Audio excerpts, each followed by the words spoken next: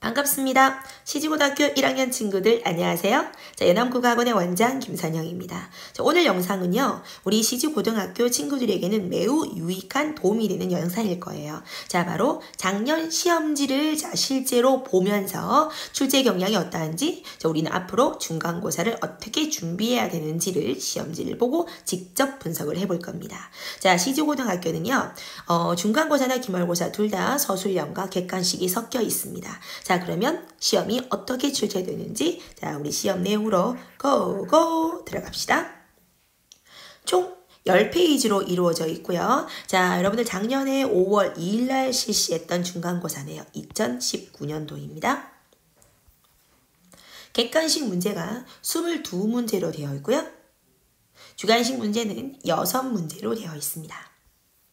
배점은요, 대부분의 문제가 3점 이하로 좀 낮은 배점으로 분포되어 있습니다. 자, 그런데 조금 신경 써야 되는 것이 서술형 6번이 마지막 문제거든요. 자, 이 문제가 배점이 10점이라는 거예요. 자, 그러면 다시 앞으로 돌아가서 자, 우리 시험의 유형이 어떠했는지 들어가 보도록 합시다. 자, 간단하게 미리 개괄적으로 중간고사와 기말고사의 차이점을 분석을 해보면 자, 중간고사는 대체로 시험의 교과 내 내용에 충실한 편입니다. 자, 그런데 기말고사는요, 교과 외부적인 내용이 많이 나오는 경향이 있습니다. 자, 이 시지고등학교도요, 한 3년 전서부터는 외부 지문이나 혹은 수능이나 기출문제에서 많이 출제가 되는 편입니다. 자, 지금은 우리는 비록 중간고사 시험지를 통해서 유형을 분석하지만 기말고사도 준비를 해야 되기 때문에 자, 우리 더욱더 열심히 기출문제 등등을 포함해서 열심히 모의고사 공부를 하도록 합시다.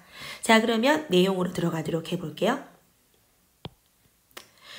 자, 이쪽 문제고요. 배점이 좀 낮기도 낮은데 사실 내용이 굉장히 쉬운 유형이에요. 시지고등학교가 쓰고 있는 국어 교과서는 창비 교과서예요. 자, 창비 교과서에 실제로 있는 지문입니다. 자, 우리 3페이지에 서술형 1-2번을 한번 보도록 할게요. 서술형의 1-1번 문제, 윗글에 드러난 갈등의 근본 원인은 자, 김유정의 금 따는 콩밭이라는 일제강점기 작품을 조금만 공부를 했다면 충분히 맞힐 수가 있는 문제입니다. 자, 그런데 2번이에요. 제목에 사용된 표현 방법을 조건에 맞게 서술하세요 라고 이야기를 했거든요. 자, 이제 문제는 우리가 이 표현 방법이 뭘 묻는지를 몰라서 드릴 수가 있다는 겁니다. 자, 우리 표현 방법에는요, 다른 말로 수사법이라고 하기도 하거든요. 자, 크게 비유하기 방법과 강조하기 방법, 세 번째 변화주기 방법이라는 게 있어요. 자, 우리 학교 수업 시간에 많이 들었던 혹은 학원 수업 시간에 들었던 역설법이나 반어법이나 열거법 등등 들어보셨죠? 자, 바로 그러한 표현법 혹은 표현 기법, 표현 방법을 우리는 충분히 숙지를 해놓고 자, 그것들을 어떻게 서술을 해야 되는지 설명할 수 있는 그 훈련도 미리 해놓으셔야 되는 거예요. 자, 먼저 첫 번째 비유하기 방법은 내가 자, 말하고자 하는 원관념을요, 보조관념에 빗대어서 설명해주는 방법이에요. 자, 뭐 은유법이라든지 의인법이라든지 활유법이나 속담이나 격언에 빗대는 풍류법, 두 가지 이상을 빗대는 중의법 등등등이 있습니다. 자, 그러면 강조하기에는 어떤 게 있을까? 화자의 의도를 강조해주는 방법으로서 비슷한 내용을 3개 이상 열거해주는 열거법, 점점 의미가 커지고 많아지고 심해지는 점층법, 반대로 점점 작아지는 점강법, 감탄식으로 나타내는 영탄법, 반복을 해주는 반복법 등이 있습니다. 자, 그러면 마지막 변화주기에는 무엇이 있을까요? 비슷한 구조가 열거되어 있는 대꾸법, 겉으로 모순되는 표현, 말도 안 되는 표현을 이용하여서 자, 화자의 진리를 드러내는 역설법이 있습니다. 겉과 속을 반대로 표현하는 반어법이 있고요. 문장 어떤 성분의 위치를 바꿔서 사랑해 너를 이라고 표현하는 도치법이 있습니다. 그리고 마지막으로 서리법. 자, 대답이 필요 없는 의무문을 이용하여서 평서문이나 명령문의 의도를 강화시키는 서리법이 있어요.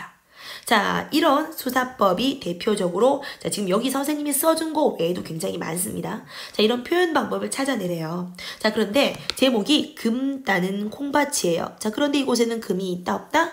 없다라는 겁니다. 자, 그래서 2번 제목에 사용된 표현 방법은 반어법에 관련되는 문제를 적어야 되는 겁니다. 자, 그러니 조건 문제를 보시면은요, 표현 방법의 명칭과 개념을 쓸 것이라고 이해를 했잖아. 그죠?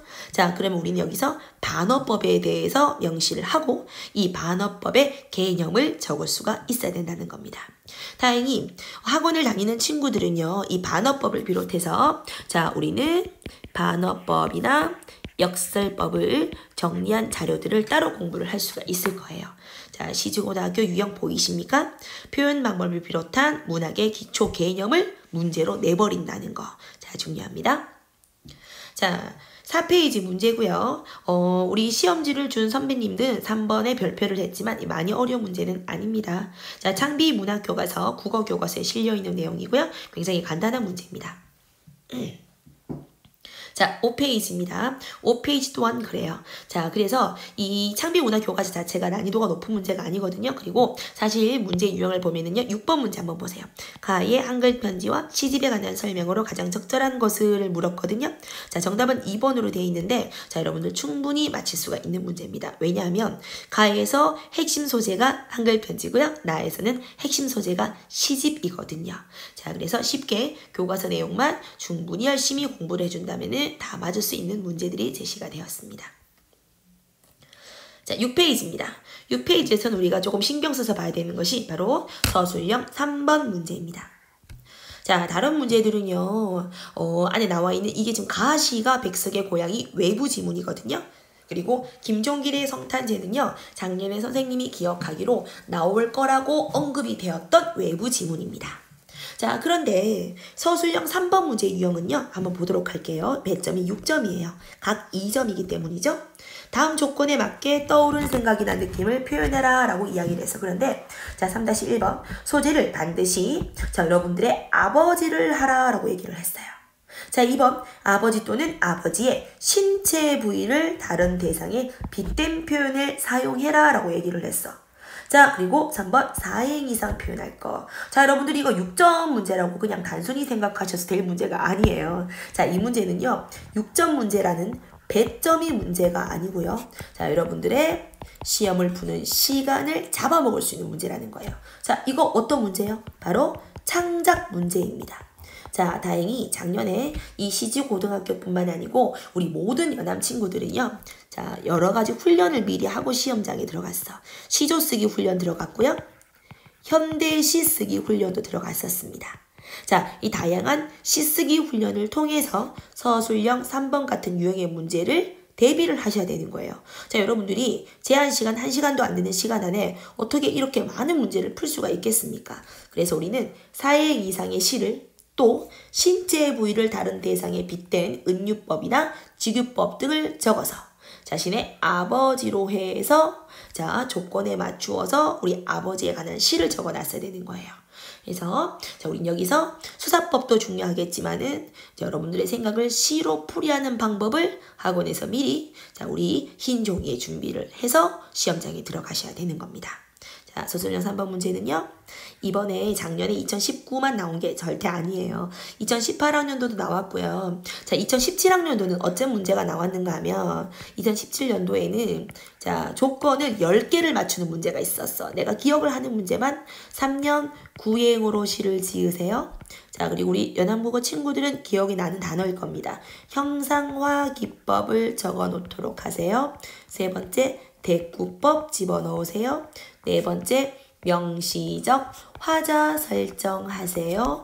자, 5번 청유형 어조 집어넣으세요. 자, 선생님이 지금 기억하는 것만 이렇게 5개예요. 자, 이렇게 10개의 조건을 제시를 해놓고 곱하기 2점 배점을 주었거든요. 그래서 결국 이 문제가 20점 배점이 할당되었던 문제입니다. 자, 2017학년도 자, 시험 문제 1학년 문제였기 때문에 현재 어떤 학생들, 그렇죠, 대학교 1학년이 된 친구들, 즉 20살 여러분 선배님들이 실제로 시험을 쳤던 내용이다 이겁니다. 자, 그 이후로 계속 꾸준히 창작 문제도 나오고 있습니다. 자, 그러면 다음 문제로 돌아가도록 해보겠습니다. 자, 7페이지는 우리 창비 교과서에 있는 삼포 가는 길이라는 소설입니다.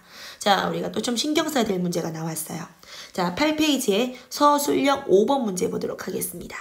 자, 윗글 A의 시점을 보기처럼 바꾸었답니다. 자, 보기 내용 들어가 있습니다. 자, 바꿨어요. 자, 윗글 A와 보기가 있고 우리 세부적인 내용은 학원에서 배우도록 해볼게요. 자, 시점에 A 이거 어떡하죠? 아무것도 없어요. 자, 그리고 B 아무것도 없어요. 우와, 큰일 났어. 판단 그것이. 자, 물론 이 문제도 어려워요. 그런데 A와 B에 나와 있는 시점부터 먼저 알아야 된다는 거예요. 그죠? 자, 그럼 우린 여기서 야, 이거 시점 이게 시점이 뭐야? 뭐 과거, 현재, 미래인가? 이거 보는 관점인가? 자, 시점은요. 크게 나누어서 1인칭 시점, 3인칭 시점이 있다. 자, 1인칭 시점은 나가 나오는 거. 3인칭 시점은 작가가 서술자인 거. 자, 1인칭 시점에는 1인칭 주인공 시점이 있고 1인칭 관찰자 시점이 있어요. 3인칭 시점에는 작가, 관찰자 시점이 있고요. 전지적 작가 시점이 있습니다. 자, 이런 단어를 모른다면은 우리는 절대로 이 서술형 5번에서 배점을 얻을 수가 없다라는 겁니다. 자, 전지적 작가 시점인지 혹은 1인칭 주인공 시점인지를 다 적어놓고 만약에 1인칭 주인공 시점이라면 어떤 특징, 즉 다시 말해서 서술자의 어떤 내면을 자세하게 부각할 수 있다 등등의 특징을 여러분들이 서술형으로 적을 수가 있어야 되는 거예요. 자, 그래서 이 문제는 1번도 시점 문제고 2번 또한 시점의 근거를 찾아서 적어라 라고 얘기했죠. 근거 정도까지 찾아 적으라는 말은 반드시 이 시점의 특징에 대해서 정확하게 알고 있어야 된다는 겁니다. 자, 우리 시점 문학의 기본 개념 이론이에요. 자, 나머지 문제들을 보시면은요. 12번 서술상의 특징 문제는요. 자, 우리가 작품을 공부하면서 반드시 배우게 될 거예요. 13번 소설에서 가장 중요한 게 인물과 갈등의 유형이에요. 당연히 쉽게 공부할 수 있고 14번 소재의 상징적 의미 본문 전체 공부하는데 설마 연암에서 공부를 안 하겠습니까? 15번 윗글을 바탕으로 영상물을 만들고자 하는 것은 어려운 문제가 아니고요. 윗글을 바탕으로 했기 때문에 윗글만 이해되시면 된다는 겁니다. 서술형 4번 문제 아까 선생님이 수업 중에 항상 강조하는 게 뭐냐면 이 소설을 공부할 때 가장 중요한 것은 바로 인물의 유형과 갈등이라고 얘기를 했어요. 서술형 4번에 정씨가 안고 있는 갈등이 무엇인지를 구체적으로 적어라. 혹은 갈등에 유발한 궁극적 원인과 결과를 적어라고 얘기했죠. 자, 이 우리 궁극적이라는 말이 굉장히 위험한 말이에요. 그죠? 자, 이 궁극적인 원인을 묻는다는 말은 표면적으로 이 글에서 갈등을 유발하는 무언가 말고 이면적이고 근본적인 무언가의 큰 원인이 있다라는 것을 암시하는 겁니다. 이 황석영의 삼포 가는 길이라는 작품은요. 자, 그냥 개인 대 개인의 갈등으로 싸우는 이런 소설이 아니에요. 시대적인 상황, 즉 산업화라든지 다양한 어떤 고향의 상실감이라는 자, 전반적인 사회적인 갈등이 내포되어 있는 작품이에요. 자, 그렇기 때문에 궁극적인 원인은 방금 선생님이 이야기를 했던 겉으로 나와 있는 갈등의 유형이 아니고 속으로 숨겨져 있는 사회적이고 그렇죠. 전반적인 갈등에 대해서 찾을 수가 있어야 되는데 이 또한 당연히 삼포 가는 길에서는 굉장히 중요하게 다루고 있기 때문에 충분히 맞을 수가 있다는 겁니다. 자, 여기서 연암이 제안하는 핵심 포인트는 서술형 5번 같은 기본 개념을 좀 철저하게 준비해라 였습니다. 자, 이렇게 해서 이제 마지막으로 들어가게 돼요. 자, 마지막은 문법 문제거든요.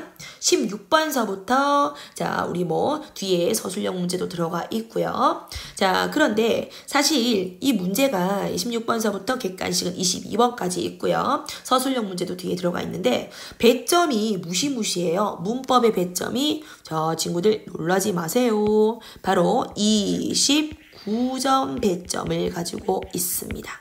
자, 그런데 단원으로 따지면 한 단원의 소단은 하나거든요.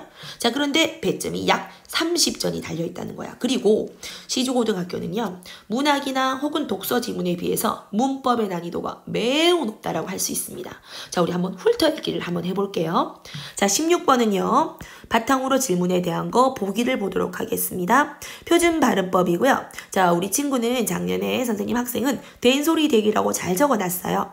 27항 관형사형 리을 뒤에 연결되는 자 어미 리을 뒤에 연결되는 예사소리는 된소리로 발음하지만 표기에는 반영하지 않는다라고 돼 있어. 자, 이거 굉장히 어려운 자, 교체 현상 중에 있는 된소리 되기라는 경음화 현상입니다.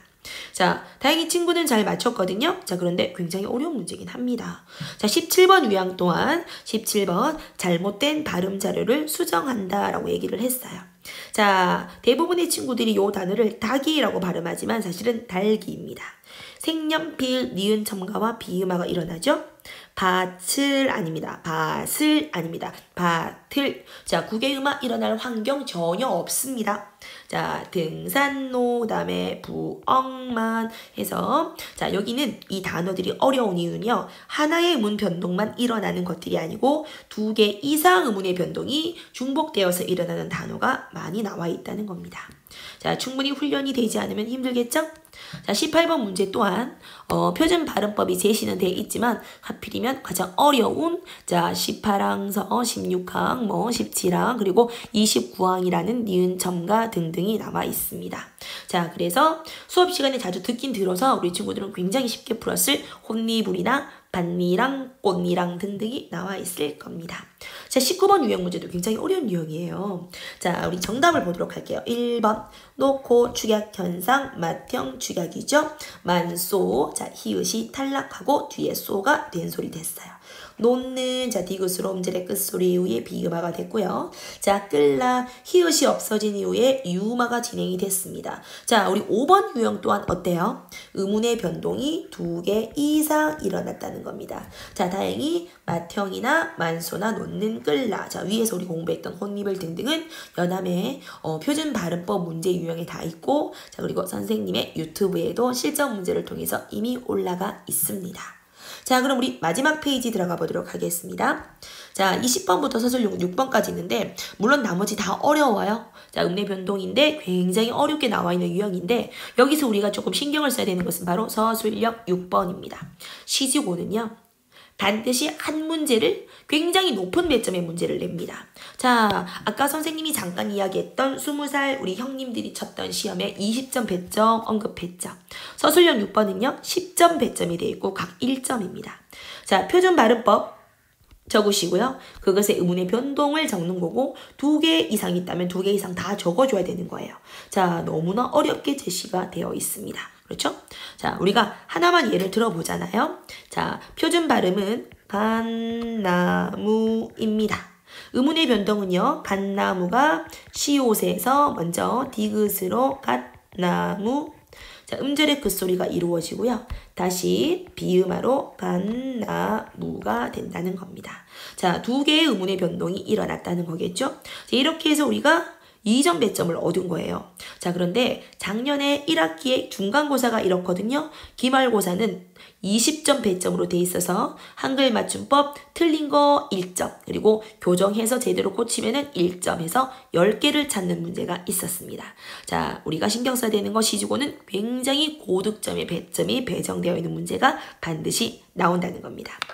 자, 어때요 친구들? 작년 우리 선배님들이 쳤던 시험지를 실제로 보니까 좀 감회가 좀 다르지 않습니까? 자, 물론 작년 시험만 보고서는 우리가 출제 유형을 반드시 잡을 수는 없거든요. 그런데 재작년, 그 전에 거 학원에서는 다 자료로 누적이 되어 있습니다. 학원에서 공부를 좀 하면은 충분히 대비가 될 수가 있겠죠? 자, 그러면 마지막 마무리를 해보도록 할게요. 시지고등학교 자 다시 앞 페이지로 넘어가서 자 우리 시지고등학교는 꿀팁 3가지 이 3가지만 안다면은 정복할 수 있다. 두둥 시지고 정복 꿀팁 3 꿀팁 3가지 두둥 자 첫 번째 시주고등학교는요. 자, 아까도 우리가 얘기했지만 우리가 모든 내신을 준비했을 때 본문에 대한 어떤 상징적 의미라든지 사전적 의미에 대한 완벽한 공부는 필수예요. 자, 그거 외에 우리가 시지고에서 100점을 맞을 수 있는 꿀팁은 첫 번째, 문학의 기본 혹은 기초 이론을 제대로 알아놔라입니다. 자, 이 문학의 기본 이론을 서술형으로 적을 수 있어 줘야지만 당연히 배점이 높은 배점을 얻을 수가 있다는 거예요. 자, 이 문학의 기본 이론이라는 것은 우리가 아까 살짝 봤던 어떤 표현 방법이라든지 아니면은 시점, 갈등 등등을 말하는 겁니다. 자, 두 번째 시지고 정복의 꿀팁 두 번째. 자, 시지고는 아까 선생님이 한 문제씩 뭐가 나온다고 이야기했죠? 자, 그렇죠. 고득점을 얻을 수 있는 매우 높은 배점의 문제가 나온다는 것. 자, 높은 배점의 문제가 나오는데 주로 이 높은 배점의 문제가 어디에서 출제가 된다? 그렇죠. 문법에서 출제가 되는 유형이 강합니다. 그래서 문법이나 독서도 물론 쉽지는 않겠지만은 문학이나 독서는 쉽지는 않겠지만 문법이 굉장히 어려운 학교다라는 걸 여러분들이 알아두셔야 되는 겁니다. 자, 세 번째, 시주고 정복 꿀팁 세 번째입니다. 창작 문학. 자, 이 창작 문학이 아까처럼 자, 시일 수도 있겠지만은 아주 간단하게 해서 뭐 수필을 적으라고 할 수도 있는 거예요. 자, 그리고 현대시 아니고 시조를 적으라고 했던 문제도 있었거든요.